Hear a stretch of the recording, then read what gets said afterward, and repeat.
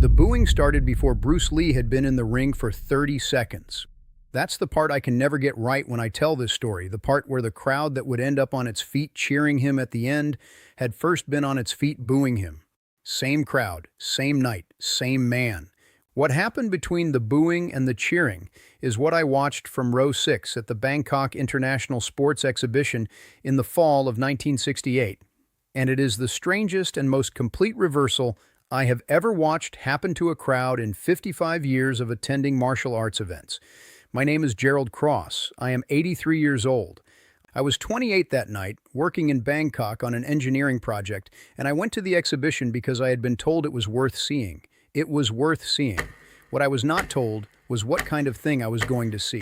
This is all of it. The Bangkok International Sports Exhibition ran for 4 days every autumn at a large indoor arena in the city. It was not famous outside Thailand and certain martial arts circles, but inside those circles, it had a reputation built over 20 years as an event that presented real competitive Muay Thai alongside demonstrations from other disciplines, and that attracted practitioners who were serious about the sport rather than people who were serious about spectacle. The crowd reflected this. Most of the people in those seats understood what they were watching at a level that made casual observation insufficient as a description of what they were doing. I had been in Bangkok for 3 months on an infrastructure contract, and a Thai colleague had taken me to the exhibition the previous year. I had not known enough then to fully understand what I was seeing, but I had understood enough to want to see it again. The second year I came back with more background, having spent time since the first visit reading about Muay Thai and talking to people who trained in it, and the second year I sat in row 6 with a better capacity to follow what was happening in the ring. The main card that second year ran from early afternoon through evening. I arrived at the beginning and stayed for everything. By 8 in the evening I had watched 7 matches and a demonstration sequence from a regional school, and I was settled into the specific, comfortable state of someone who has been watching something they love for 6 hours and has no intention of going anywhere. The final event of the night was the exhibition match involving Ajan Shalong. Ajan means teacher or master in Thai. The word was not ceremonial in his case, it was accurate. Shalong Sufarasuk, who everyone at this event, and most people in Bangkok who followed Muay Thai, called simply Ajan Shalong, was 70 years old. He had been training in Muay Thai since he was 8, which meant he had been doing it for 62 years. He had competed professionally until his late 30s, had retired with a record that I was told by my colleague was considered exceptional even by the standards of the era he competed in, and had spent the 30 years since competition training others. His students had won titles, multiple titles, at national and international levels, the specific credential of a teacher who produces excellence rather than adequately skilled practitioners. He ran a school in Bangkok that had a waiting list, the ultimate indicator in any discipline that the thing on offer is genuinely rare. He was 70 years old, and he was small. 5 feet 5, maybe 135 pounds, the specific compact density of someone whose body has been trained for a specific purpose for 6 decades and has become exactly what that purpose required. Not young person density, something else. The density of something that has been compressed over a very long time. He came to the ring for the exhibition match against a younger practitioner from a visiting regional school, and the crowd's response to him was the response of people in the presence of something that has earned its standing through decades of unargued work. Warm, specific, the appreciation of an informed crowd for something they understand is rare. The match was excellent. The younger man was genuinely skilled and gave Ajan Shalong real work, and what Ajan Shalong did with the real work was the most economical demonstration of what 62 years of daily training produces in a body that I have ever watched. He did not hit hard. He did not need to hit hard. He placed things with a precision that made them arrive exactly where they needed to arrive, at exactly the moment that made them effective, and the younger man absorbed this for 2 rounds before his corner decided the educational value had been achieved. The crowd was very warm, and then Ajan Shalong took the microphone. This was apparently his tradition. The post-match microphone moment was something the crowd expected, and that I was told by my colleague was always something the crowd responded to. The specific combination of the old man's wit and his ease with an audience and his genuine love of the event producing a post-match moment that people looked forward to. He said things in Thai that I didn't catch, warm things to judge by the crowd's response, acknowledgments of the venue and the other practitioners and the audience. My colleague translated in pieces, catching up after the fact, giving me the shape of things without all the details. Then Ajan Shalong did his tradition. My colleague explained it to me as it was happening. Shalong had a habit, at the end of events, of picking someone from the audience, completely at random, and inviting them into the ring for a friendly demonstration. Not a fight, a demonstration. He would show them something about Muay Thai in a controlled setting, find out a little about them, use them as an object lesson about the discipline, send them back to their seat. It was always done with warmth and humor, and the crowd always loved it, because the combination of the old man's care for the random audience member and his evident ability to do whatever he wanted in a ring while doing everything gently was its own kind of demonstration of what the training had built. He pointed into the crowd. The pointing landed in a section to my right, several rows ahead of me, the floor-level area closest to the ring. My angle was good. I could see the section clearly, and I saw who the finger had landed on. He was sitting in an aisle seat, which was probably why Shalong had landed on him, the aisle seat being the most visible and accessible from the ring. He was small, lean, wearing a dark jacket. He had the quality of someone who had been watching the evening with complete attention, rather than the comfortable half-attention of a casual audience member. He had been sitting that way for the portions of the evening I had been able to see that section, and the quality of his attention had been noticeable even from row 6. He looked at Shalong's pointing finger. Then he looked at himself, the specific gesture of someone checking whether the pointing is actually meant for them. The small self-indicating hand movement that says, "Me?" Shalong, at the microphone, said something in Thai that produced laughter from the crowd. My colleague translated a moment later. He said, "Yes, you, the skinny one, come on." The man in the aisle seat said something back, also got a laugh from the people near him who could hear. Shalong said something else at the microphone. My colleague. He says, "Stop arguing and come in. The ring is not getting any smaller." The man in the aisle seat stood up. He was 5'7", maybe 140 pounds in the dark jacket. From row 6, in a large Thai sports arena under event lighting, he looked like a lean man in a jacket who had been to a martial arts event on a Thursday evening in Bangkok. He walked toward the ring. The crowd received him with the affectionate warmth that crowds give to audience members who have been selected for participation in something, the warmth of people watching one of their own, step forward, rooting for him, in the generic way of an audience that knows this is going to be fine. He climbed the ring steps. He stood in the ring across from Ajan Shalong. Shalong said something to him. Quiet, between them, not into the microphone. What happened then was Shalong's regular demonstration opening, I was told later. He asked the audience member if they had any experience with martial arts, established a friendly baseline, and began his gentle instructional demonstration from there. The man said something back. Shalong paused. He looked at the man more carefully. Then he said something into the microphone that produced a larger laugh from the crowd. My colleague translated. He says this man says he does a little. The crowd was warm about this. The familiar situation of the modest audience member. Shalong settled into the demonstration stance, the posture of a teacher, preparing to show something. He said something else into the microphone that my colleague translated as, "All right, let's see what a little looks like." He threw a light demonstrating technique.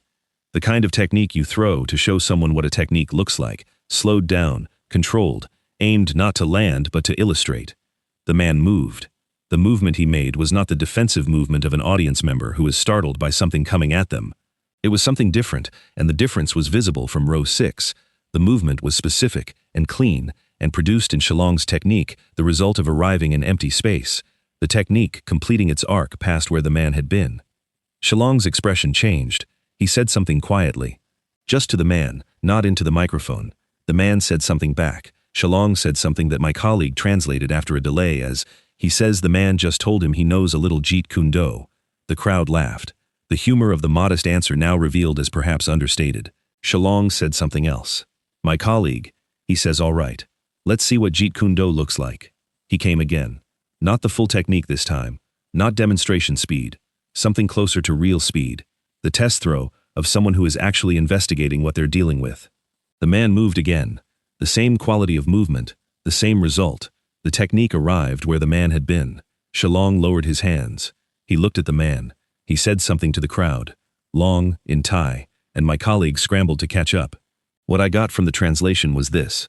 He said that the man in front of him was either very good or very lucky, and that the only way to find out which was to continue, and that what he was about to show the audience was what happened when you couldn't find someone. The crowd laughed. Not warmly. The crowd was confused. Someone in the crowd near me said something, and something was said in the row ahead of me, and then I heard the name, not from my colleague, from someone who had apparently recognized what I hadn't recognized, and the name traveled through the section around me in the specific way that information travels through a crowd when it has become impossible to contain. Bruce Lee. The name reached me before I fully understood where it was coming from, and by the time I had processed it, I was already looking at the ring with the specific attention of someone who has just been told what they've actually been looking at.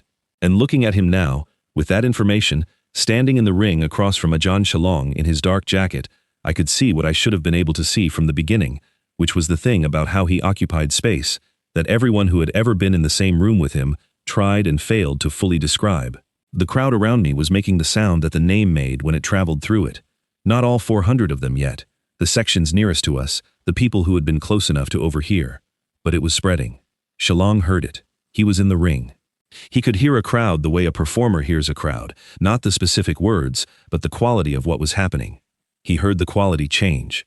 He looked out at the sections where the change had started. He said something into the microphone. My colleague translated. He said he hears, "Some people know our volunteer." The laughter that came from the crowd was different from the previous laughter. It had the quality of laughter that knows what it's laughing about, rather than laughing at the performance of a situation. Shalong looked at the man in the ring. He said something to him directly. The man said something back. Shalong smiled. A real smile, broad, the smile of someone who has just been given a gift they weren't expecting. He said something into the microphone, and my colleague said, "He says he had no idea. He says the universe has given him an excellent Thursday." The crowd was loud, the warm loud of people who are in on something that has revealed itself to be more than it appeared. And then things changed. If you think the friendly demonstration with the audience member, who turned out to be Bruce Lee, was the shape of the whole evening, what happened in the next 10 minutes will show you it was only the shape of the opening. Shalong said something into the microphone. My colleague translated after some delay.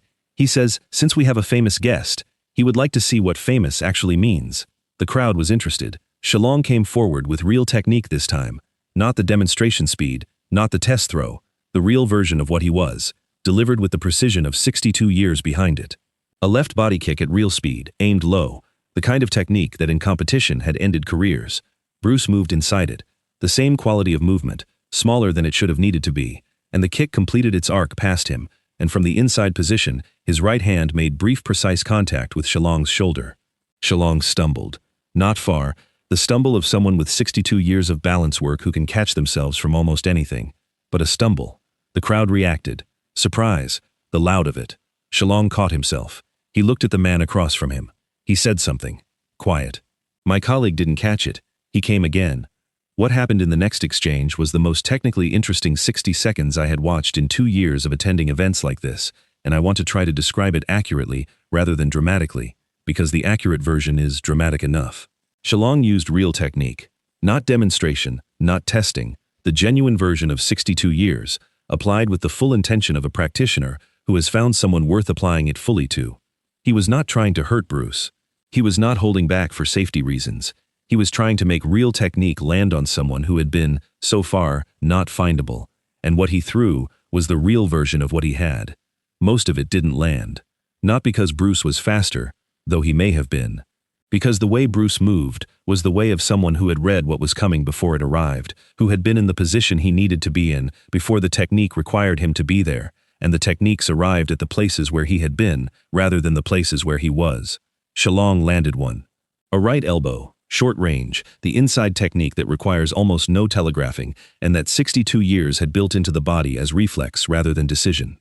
It landed at Bruce's left shoulder, not with full force, not aimed to damage, but real contact, the first real contact of the exchange. Bruce went back. One step, the specific step of someone who has absorbed a real impact and is processing it rather than pretending it didn't happen. He was smiling. The smile was the thing that I have thought about more than any technique from that evening. He had taken a real elbow from a 70-year-old Muay Thai master, and he was smiling the smile of someone who has just been shown something that pleased them.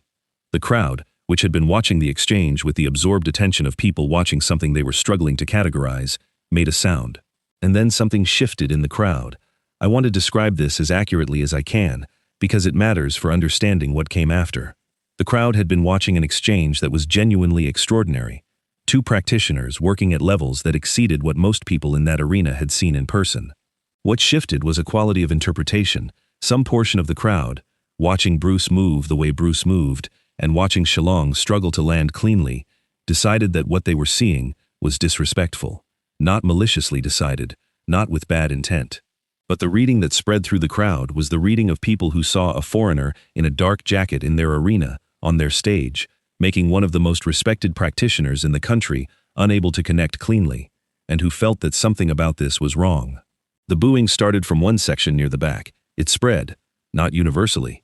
The front sections where the most experienced people sat were not booing, but the back sections, and some of the middle, were, and the sound of it was real and substantial, and it was booing directed at Bruce. Bruce registered it. He looked out at the crowd. He didn't look angry. He looked the way he looked at everything, with the complete attention of someone who is taking in information.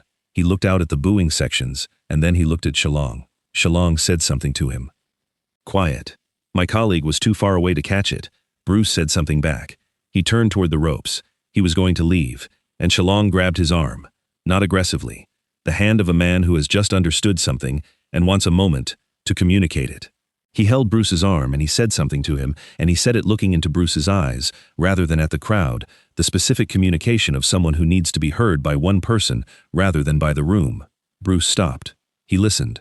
Shalong turned to the microphone. He said something in Thai. My colleague translated. He says this man has done nothing wrong. He says what this man did in this ring tonight is the most technically advanced movement he has seen from any practitioner of any age in 30 years. He says the crowd is seeing something they don't have a category for and calling it wrong because they don't have the category. He says, that is not this man's fault. The crowd was quiet. Shalong said something else. My colleague. He says this man is not a foreigner, showing disrespect. This man is a martial artist, showing something real. He says to boo, that is to boo the thing we say we value. The quiet had a quality now. The quality of 400 people receiving something they were not expecting to receive. If you think that moment was the peak of the evening, you were not there for what happened after Bruce turned back toward the ropes again. Someone else came through the ropes, not the crowd. Not a crowd member or an official or another practitioner. A man in a business suit who I had not noticed before, and who my colleague identified as Shalong's manager, the person who handled the commercial and promotional aspects of Shalong's school and his appearances. He was younger than Shalong, 40s, large, and he came into the ring with the energy of someone who had been watching the exchange with a different reading from his teachers and had decided that the different reading required action. He said something to Bruce. Not quiet. Loud enough for the sections nearest the ring to hear clearly, and my colleague caught most of it.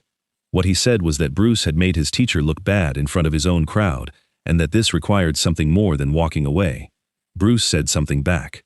Short. The manager said something else, and then he grabbed Bruce. Not the gentle arm hold of Shalong. The grab of someone who is genuinely trying to prevent Bruce from leaving, with force behind it. The grab of someone who has a significantly larger physical presence than the person they are grabbing and intends for that difference to be relevant. What happened in the next 2 seconds I watched from row 6, with the full attention I had been giving the evening. Bruce's left arm rotated. The rotation was small and specific, and produced in the manager's grab, the result of the grab closing on something that had rotated out from under it, and the momentum of the manager's grip found its own direction without the resistance it expected. The manager stumbled. He caught himself against the ropes. He came again, more committed this time, the doubled-down commitment of someone who has been surprised once and is not going to allow the surprise to define the outcome. He came forward with full mass behind the approach, the forward press of someone for whom their own size has been a reliable tool in previous situations. Bruce moved inside it. I will not describe what happened because I watched it, and even from row 6 at an angle, I cannot describe it accurately. What I can describe is the result, which was the manager on the mat of the ring, not the floor, the mat, having gone there in the specific way of someone for whom the floor was an unanticipated destination. Shalong was on one side of the ring watching. His expression was not the expression of someone who was distressed by what he was seeing. It was the expression of someone who was watching their analysis confirmed. Bruce stepped toward the ropes. The manager stood up. He came after Bruce. Security personnel had appeared, 3 of them in event shirts, climbing the ring steps from different sides. They were Thai event security, and they were large, and they were moving toward the situation with the professional speed of people who do this for a living. The manager reached Bruce at the ropes. What Bruce did in the next 90 seconds with the manager and then with 2 of the security personnel who made the decision that their role was to stop Bruce rather than the manager. That specific sequence of events is the thing that the crowd of 400 people watched happen in real time from their seats, and that changed the quality of the crowd's noise from what it had been when Bruce was being booed to what it became. I will not catalog each exchange. I will tell you that none of it lasted more than a second per exchange, that the people Bruce dealt with in those 90 seconds each went somewhere they had not chosen to go, at a speed that was not consistent with the speed at which they had been moving, and that by the end of those 90 seconds, the mat had more people on it than had been on it at any point in the evening's professional matches. And the crowd was on its feet, not booing, the other thing, the full-throated roar of 400 people who have watched something that has broken whatever category they were using and have decided that the breaking is the thing they came to see. Bruce stepped through the ropes. He climbed down the ring steps. He walked up the aisle. He did not run. He did not hurry. The same pace he had used for everything that evening, the pace of someone whose relationship with the situation was different from everyone else's relationship with the situation. I was in row 6, and he passed within 10 feet of me, on his way up the aisle toward the venue exit.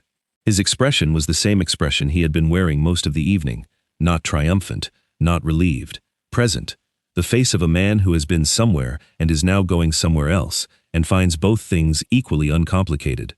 He walked out of the arena. The roar that the crowd produced when the exit doors closed behind him was the specific roar of 400 people who have watched something they did not expect to watch and have processed it as something that will stay with them. I sat in row 6 for a few minutes after he was gone. My colleague said something to me. I don't remember what. I was watching the ring, where Shalong was standing with his students who had come up to make sure he was all right, and what was on his face was the expression I had seen on him during the exchange, the smile of someone who has found what they were looking for. I drove back to my hotel, thinking about the booing. The crowd that ended up on its feet had started by booing the same man for the same thing, moving in ways they didn't have a category for, making a respected practitioner unable to find him cleanly. The booing was not bad intent. It was the sound of 400 people applying the wrong category to what they were watching. And then, Shalong's microphone speech had given them a different category, and the events that followed had confirmed the new category beyond any reasonable doubt, and the same 400 people had ended up standing and roaring. Same crowd, same night, same man, different category. What I kept coming back to was Shalong in the ring, after the exchange, when he had grabbed Bruce's arm before he could leave. The old man who had been doing this for 62 years, looking at someone he had expected to demonstrate to and instead finding himself in the most technically interesting exchange he had experienced in 30 years, and turning to the crowd that was booing to tell them what they were looking at. He didn't have to do that. The event was over. Bruce was leaving. The booing was at Bruce, not at him. He could have let Bruce leave and let the evening close and said nothing. He turned to the microphone because what the crowd was missing was information, and he had the information, and the information mattered. I have been to a lot of martial arts events in 55 years. I have watched a great many things in those venues. What Ajan Shalong did at the microphone in Bangkok in the fall of 1968 is the thing I think about the most from all of them. Not the exchange, the microphone. The 70-year-old man with 62 years of the real thing in his body, turning to his own crowd that was booing someone he had just found out was the most technically advanced mover he had encountered in 30 years, and telling them what they were actually looking at. That's what I have. That's the whole evening. I was in row 6. This is everything I saw.